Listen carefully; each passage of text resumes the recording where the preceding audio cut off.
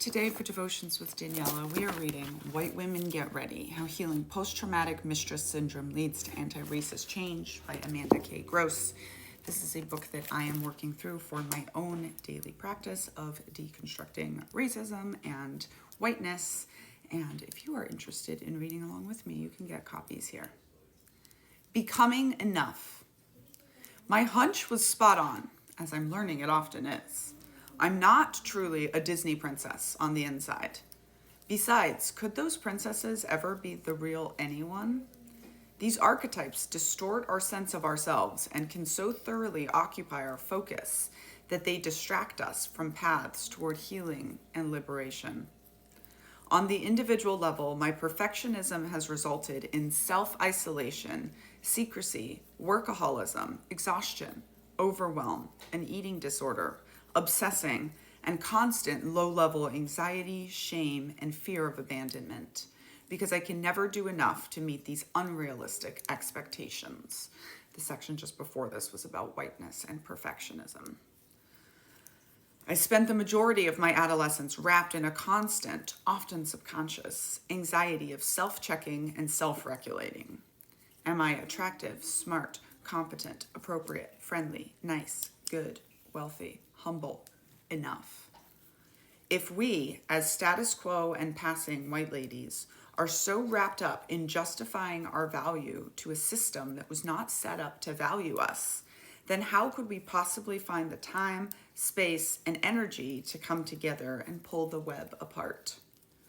This book is devoted to the question of how we will come together and pull the web apart. But before we continue, it's worth pausing to practice finding some compassion for your unique self and for our collective predicament. What would it mean to offer yourself some self-compassion?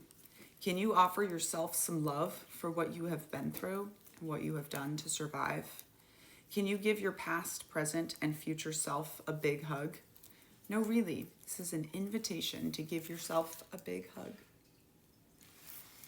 The practice of self-compassion is one way to work with the shame that emerges from mistress syndrome.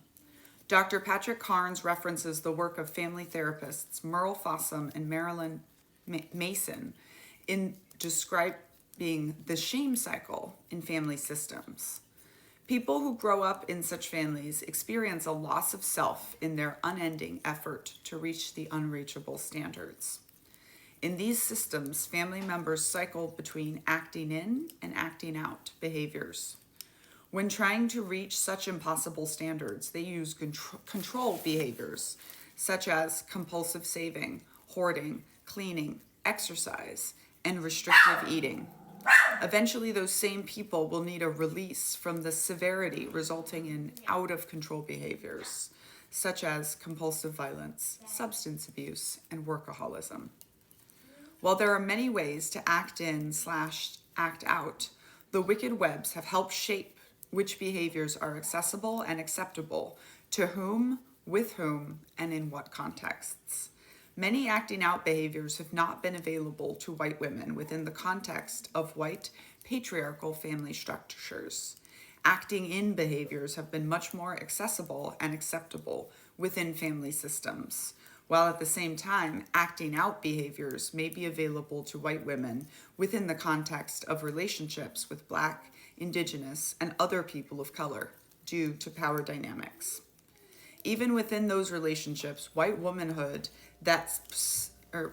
still prefers that acts of domination appear as acting in behaviors, as in white women's violence ought to seem effortless, innocent, perhaps a little self-sacrificial. We will unpack themes of white women's violence in section 2 of this book. The acting in/acting out framework offers an explanation for the recklessness of extremely entitled white folk and how competition, blame, and projection have become hallmarks of white supremacy. Deep down remains the question about where our value lies. The competition and comparison we internalized during our early shoelace knots have taught us that value is relative and finite, meaning we have value when others don't, and precisely because others don't. The false categorization of people into a hierarchy of races was invented to attribute value to some by lowering the value of others.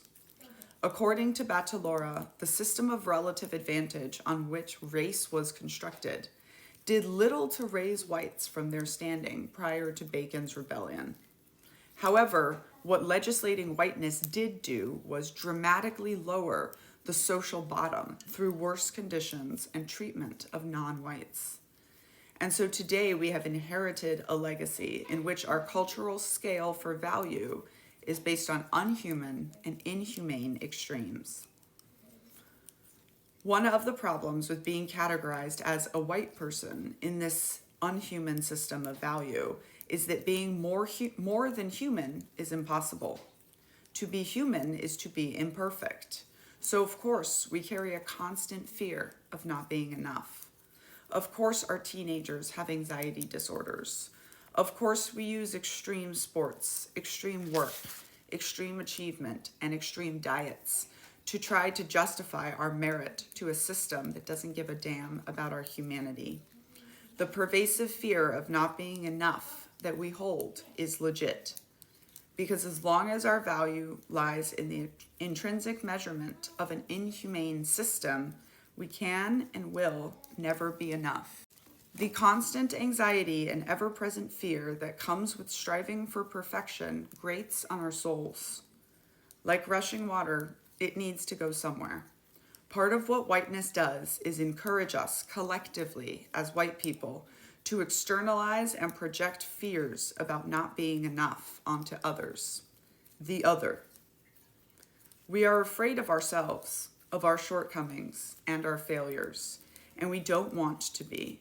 So instead, we are afraid of them, the person praying to Allah on our flight, the person asking for bus fare at our car window, the person selling DVDs or cigarettes, the person hanging out at the construction site in our neighborhood.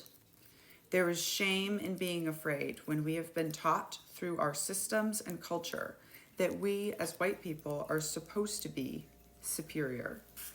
Because we are ashamed of being afraid, our fear must be controlled, dominated, brought to its knees.